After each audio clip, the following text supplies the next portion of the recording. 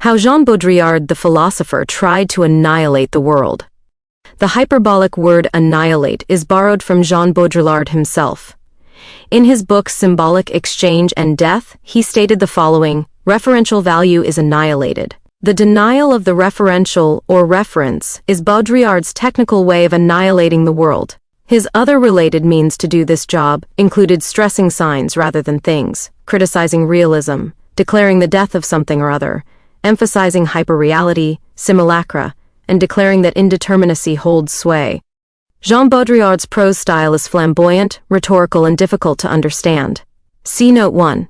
Of course, not everything Baudrillard wrote is, in my view at least, pretentious and/or incomprehensible. If that were the case, then how would any postmodernist philosopher have become well known? Similarly, I can't claim to have understood nothing in Baudrillard's text. If that were the case, then I wouldn't have been able to write this essay. However, parts of his text are indeed monumentally pretentious. Other parts are not quite so bad.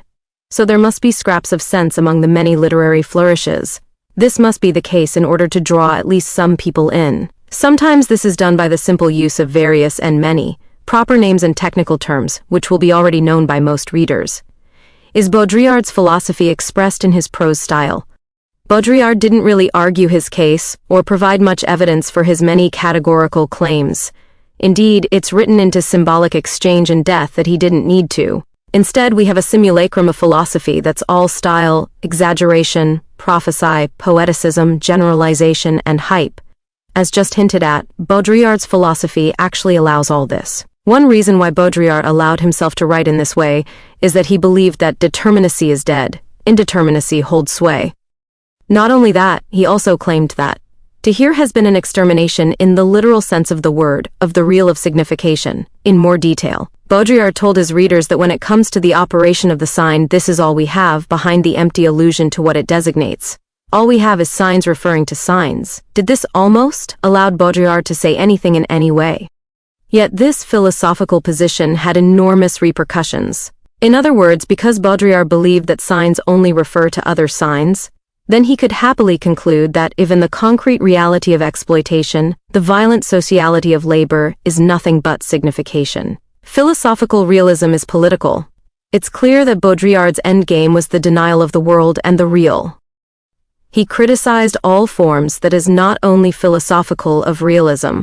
What's more, no form of metaphysical anti-realism, instrumentalism, etc. can have any role in Baudrillard's philosophy either. In any case, Baudrillard told us about the never-innocent decision to objectify the world and the real. He then continued, realism postulates the coherence of a specific and discourse, and scientificity is doubtless only the space of this discourse, never manifest as such, whose simulacrum of objectivity covers over this political and strategic speech. So politics, as ever in postmodernism, poststructuralism, etc., is the name of the game here. And that inclusion of politics in everything is justified, if it needs to be justified, because Baudrillard believed that politics is the name of the game for everyone else, and every discipline too. Thus there's no guilt about politicizing everything. In that sense then, Marxists can't complain about Baudrillard and other postmodernists for not concerning themselves with politics. They did concern themselves with politics. However, Marxists can, and have, criticized postmodernist philosophers, theorists, etc., for not having the true, right, or correct politics that is Marxism. To spell out the quoted passage above, it can be seen, and has been seen, that everything belongs to a discourse, and every discourse is political in some way. Of course, we can now use the common phrase, if everything is political, then nothing is political. See Note 2. Baudrillard on philosophical realism and reference. Baudrillard's main target was philosophical realism.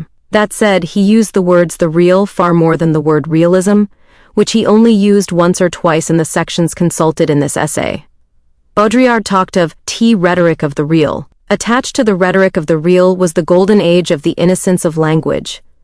Readers may presume that language was deemed innocent in the golden age primarily because of reference. That is, the innocent belief that the word frog refers to a frog, and the word peace refers to peace. Instead, in Baudrillard's world, the words frog and peace refer to other words or signs in a system or systems of discourse. And once people realize that, then they're no longer innocent. It's not surprising that Baudrillard used words like rhetoric and golden age, when one bears in mind that his analysis was primarily political, not ontological. One way of deconstructing the real is to tackle it via the pivotal role of reference. The nature of reference is a subject that analytic philosophers particularly have focused on, or at least they did so from the 1960s to the 1990s. This interest can also be dated back to the work of Gottlob Frege in the 19th century. In basic terms, Baudrillard took part in a revolution in which referential value is annihilated, giving the structural play of value the upper hand. Indeed, the structural dimension becomes autonomous by excluding the referential dimension, and is instituted upon the death of reference. What does all that mean? In very simple terms, reference is what happens when a word, term, or some other sign refers to something outside of itself, whether to an object, thing, event, condition, etc. Basically, a word doesn't refer to itself except in rare circumstances, or to other words, except in slightly less rare circumstances. Take the word frog. When someone uses the word frog, he's referring to a frog, or, at the very least, to the idea or image of a frog. Usually the word frog isn't a reference to the word frog, and usually it's not a reference to other words. Even an abstract noun such as peace is a reference to something outside the word itself, to a condition or state. Now, of course, the words frog and peace do get at least part of their semantic content or meaning via other words or concepts. But that still doesn't mean that the word frog or peace refers to other words or even to a system in which those words occurs. Now all this is complicated. However, that better be it for now. Baudrillard categorically stated that referential value is annihilated. This means that the word frog doesn't refer to a frog, and peace doesn't refer to peace. Instead, the structural play of value is given the upper hand, which means that structures and the play or movements within these structures are given the upper hand. Basically, words other than frog or peace are given the upper hand. Consequently, signs are exchanged against each other rather than against the real. More clearly, the systems which include the words frog, peace, and other words are given the upper hand. Yet it's still hard to decipher what all that means. As already stated, it means that the word frog needn't or doesn't refer to a frog, and the word peace needn't or doesn't refer to peace. Instead, both frog and peace refer to other words within a system. This may seem extreme. However, Baudrillard himself did say that the structural dimension becomes autonomous by excluding the referential dimension. In other words, words, structures, and the movement or play within a structure are all autonomous. Basically, they don't require reference. In fact, all this stuff portends the death of reference. Yes, frogs, peace, etc. completely drop out of the picture, at least if they're seen as being real. What of the word play and structural play? Baudrillard believed that he was taking part in what he called emancipation of the sign. What did that involve? It removed this archaic obligation to designate something, and it finally becomes free, indifferent, and totally indeterminate. Elsewhere, Baudrillard announced that the whole aura of the sign and signification itself is determinately resolved. How's that? It's because everything is resolved into inscription and decoding. Now this may at least partly explain why Baudrillard's prose style itself is hard to understand. And no, I don't mean that I, as an individual, find it hard to understand, to explain. If what Baudrillard says about reference, realism, signs, discourse, etc. is correct, and he applies his philosophy to his own prose, then almost everyone, other than Baudrillard himself, would find his prose hard to understand. In other words, if Baudrillard removed this archaic obligation to designate something, then he wouldn't have required himself to designate anything. This enabled Baudrillard to be free and indifferent to making sense, offering meaning, etc. Indeed, it made Baudrillard's own prose totally indeterminate. Consequently, Baudrillard allowed himself to escape into infinite speculation, which was beyond the real. Baudrillard on the identity of two atoms. Baudrillard indulged in some philosophy of science, or philosophy of physics. Oddly or characteristically, he focused on what he called identity. Let's put Baudrillard's radical conclusion first. If the principle of identity is in any way true, even if this is at the infinitesimal level of two atoms, then the entire conventional edifice of science which draws its inspiration from it is also true. In detail, Baudrillard continued with the following words. Physics will testify that identity is not only a postulate, but that it is in things, since there is an absolute identity of two atoms when they are found to be in the same quantitative state. Usually, when the principle of the identity of indiscernibles is considered, it's applied to either two objects or a single object. Put another way, it's one way of determining whether two objects are actually one and the same object. Or, yet again, it's about whether two different objects can or cannot share all their properties. Firstly, identity will always be the case of a single object, in that it will be self-identical, regardless of whether two seemingly different objects are, in fact, the same object. Remember that here Baudrillard was talking about two atoms sharing the same quantitative state, so atom A would be self-identical, and atom B would be self-identical, regardless of whether or not A and B share all their properties. So perhaps the law of identity is a law that Baudrillard accepted. However, Baudrillard used or quoted the term absolute identity, not self-identity. This may create a problem for those readers who know more about analytic philosophy than continental philosophy. The term absolute identity as used in the continental tradition usually refers to the idea that all is one, etc. See here. This isn't so in the analytic tradition. In the analytic tradition, absolute identity, among other things, is put up against relative identity and squared with numerical identity. In turn, numerical identity is squared with absolute identity. Now, it certainly seems that Baudrillard used term absolute identity as it's used in analytic philosophy. It can be doubted that physicists themselves ever use such a term about atoms or about anything else. But there's a problem here. Was Baudrillard actually talking about two sets of properties being absolutely identical to each other? This is a reminder of what Baudrillard wrote. Physics will testify that identity is not only a postulate, but that it is in things set, since there is an absolute identity of two atoms when they are found in the same quantitative state. The problematic phrase here is same quantitative state. And the problematic word is quantitative. What do these words mean? Although these words are in quotation marks in Baudrillard's text without any reference or note, did he mean the same qualitative state? When speaking of two atoms, it's hard to know what the same quantitative state means, or rather, wouldn't it mean that two atoms are in fact one atom? So Baudrillard might have been referring to two sets of qualitative states. This is more likely because it would bring up the identity of indiscernibles. In other words, can atom A and atom B share all their qualities or properties and still be two atoms? This issue has been extensively discussed, and it's been discussed for a long time. However, this isn't the place to go any further because it's hard to decipher what Baudrillard actually meant. Worse, he may not have meant either. Perhaps instead, Baudrillard was confused by quantum theory in which two atoms cannot occupy the same quantum state. This is down to the Pauli exclusion principle. What's more, if two atoms of the same element have the same electron configuration, that is, same number of electrons in each energy level, then they will still differ in other properties such as spin and momentum. I may be wrong about some of this because some physicists use the phrase the same quantitative state in a similar way to those philosophers who use the phrase the same qualitative state. Any physicists on Medium, please chip in. But why bother with all this detail anyway?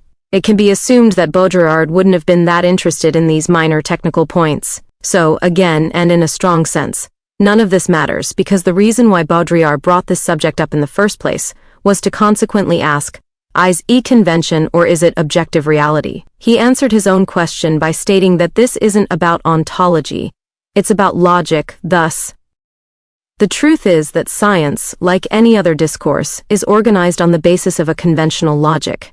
And Baudrillard believed that conventional logic is committed to identity, self-identity, and absolute identity. Unconventional logic, readers may conclude, isn't committed to any of these things. Here again, politics enters the picture. Yes, even when discussing the nature of physics, two atoms, and logic, politics enters the picture.